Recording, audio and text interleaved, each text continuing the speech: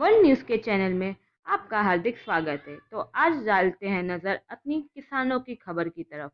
जय किसान, सरकार परेशान। सिंघू बॉर्डर पर डटे किसान, कहा हमारे पास 6 महीने का राशन, काले कानून से मुक्ति के बाद लौटेंगे। सिंघू बॉर्डर पर शुक्रवार को हुए संघर्ष के बाद हरियाणा और पंजाब के किसानों को दिल्ली में एंट्री की इजाजत सरकार ने दे दी है।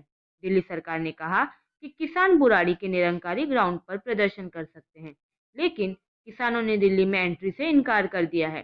किसानों का कहना है कि इतनी दूर से दिल्ली को घेरने आए हैं, न कि दिल्ली में घिर जाने के लिए आए हैं। हजारों किसान सिंघू बॉर्डर पर ही डेरा जमा लिया है। उनका कहना है कि हम हाईवे पर ही प्रदर्शन करेंगे।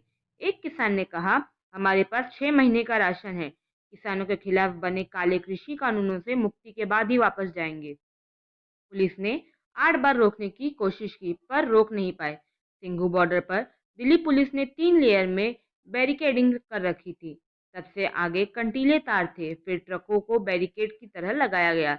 आखिर में वाटर कैनन तैनात थी। इतने इंतजाम पर भी किसानों को नहीं रोक पाए।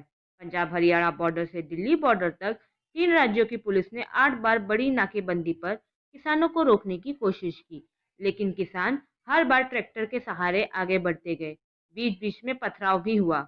पानीपत में लगातार दूसरे दिन संघर्ष। पुलिस और किसानों के बीच लगातार दूसरे दिन बड़ा टकराव पानीपत में हुआ। बड़ी तादाद में किसान बैरिकेडिंग तोड़ते हुए दिल्ली की तरफ आगे बढ़ गए। पीछे पीछे पंजाब के किसान भी थे। इनकी हरियाणा पुलिस से झड़प होती रही। पानीपत के सेक्टर 29 के थाने के पास पुलिस ने जेसीबी मशीन बुला ली और सड़कों को खोद दिया। कई किसान शिवा गांव के पास मेन हाईवे पर खेतों से होते हुए कई किलोमीटर लंबे बैरिकेड को पार कर दिल्ली की तरफ आगे बढ़ गए। हरियाणा के किसान बोले, पहली लाठी हम खाएंगे। जब आंदोलन दिल्ली बॉर्डर के पास पहुंचा तो कमान हरियाणा के किसानों ने संभाली। पीछे पीछे पंजाब के किसानों का जत्था आ रहा था। हरियाणा के किसानों का कहना था कि दिल्ली से सटे सिंघू बॉर्डर पर जो पुलिस तैनात है वह हरियाणा के किसान नेताओं को जानती है। पंजाब से किसान भाई आए हैं, वो हमारे मेहमान हैं, इसलिए हम उन्हें आगे नहीं करेंगे, बल्कि पुलिस की पहली लाठी हम खाएंगे। पुलिस ने सड़कें खोदी, लेकिन किसान अपना रास्ता बनाते गए। जिस तरह बस्तर के कई नक्सल प्रभावित इलाकों में सड़क पर बड़े बड़े गड्ढे दिखाई पड़ते हैं, ठीक वैसे ही गड्ढे हाईवे पर दिखाई दिए। पुलिस ने कई जेसीबी लगा दी, बैरिकेडिंग के लिए ट्रकों का इस्तेमाल किया।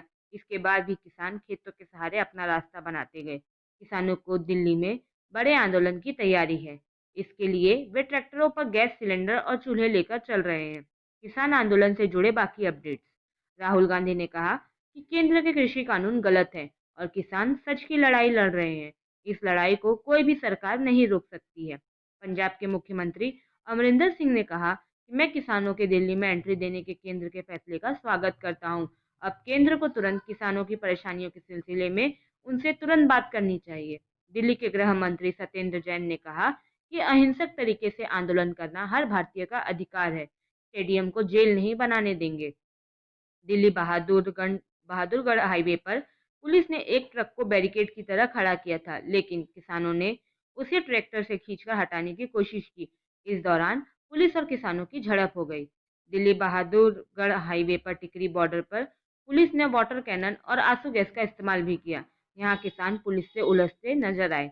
हरियाणा दिल्ली बॉर्डर पर प्रदर्शनकारी किसानों पर पुलिस ने आंसू गैस के गोले छोड़े। वाहनों को सिंघू बॉर्डर की तरफ जाने से रोका जा रहा है। दिल्ली ट्रैफिक पुलिस ने कहा है कि दूसरे राज्यों में जाने वाले वाहन वेस्टर्न ईस्टर्न पेरिफेरल एक्सप्रेसवे से जा सकते हैं। किसानों के प्रदर्शन को देखते हुए दिल्ली गुरुग्राम बॉर्डर पर पुलिस आज वाहनों की जांच कर रही है। बॉर्डर पर सीआईएसएफ के जवान भी तैनात किए गए हैं।